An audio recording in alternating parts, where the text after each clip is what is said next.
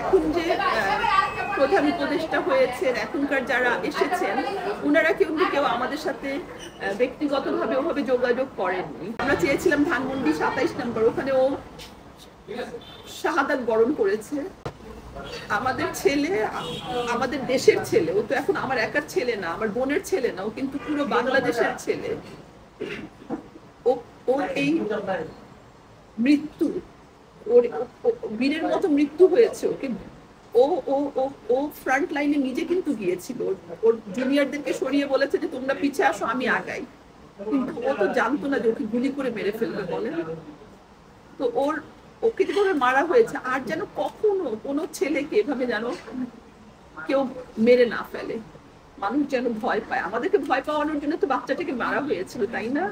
কিন্তু এই মৃত্যুর আমি মানে আমার সবার কাছে একটাই অনুরোধ যে এরকম মৃত্যু যেন আর কোনো পরিবারকে সহ্য না করতে হয়। এবং আমি তো বলি যে আমরা সবই করছি, বেঁচে আছি তো, আমরা গোসল করি, রেডি হই, স্কুলে যাই, ক্লাস নেই, কিন্তু সারাক্ষণ আমাদের ভেতরে একটা এত বড় শূন্যতা, এত বড় কষ্ট আমি বুঝাতে পারবো না যে আমরা কোনো কিছু তার আগের মতো আনন্দ পাই না। মনে হয় কি একটা দুঃস্বপ্ন, এই দুঃস্বপ্ন কেটে যেত, আমরা দেখতাম যে ফাইয়াজ বেঁচে আছে, এসব আসলে হয় নাই। এরকম যদি হতো।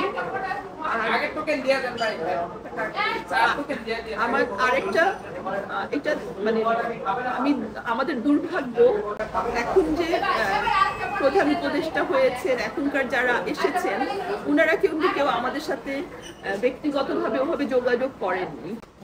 আমরা যদিও মামলা দায়ের করেছি 53 অথবা 54 জনকে আসামি করে, তার মধ্যে প্রধানমন্ত্রী শেখ হাসিনা 1 নম্বরে আছেন, কিন্তু আমাদের সাথে কেউ কিন্তু ব্যক্তিগতভাবে এখন যারা আছেন তারা কিন্তু কেউ আমাদের পরিবারের সাথে যোগাযোগ করেননি।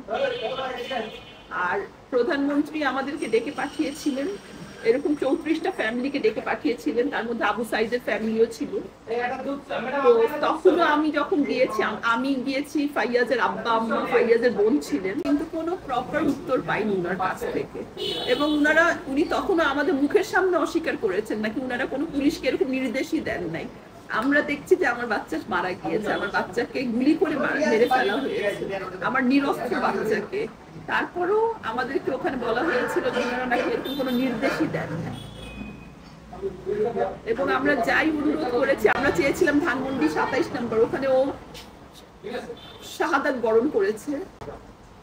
আমার এখনো রাস্তা ধানমন্ডি 27 দিয়ে, আমার স্কুল তো ধানমন্ডিতে, আমার আসা যাওয়াটা হচ্ছে কি একটা মানে ট্রমার ভিতর দিয়ে যায়, আমি চোখ বন্ধ করে রাখি।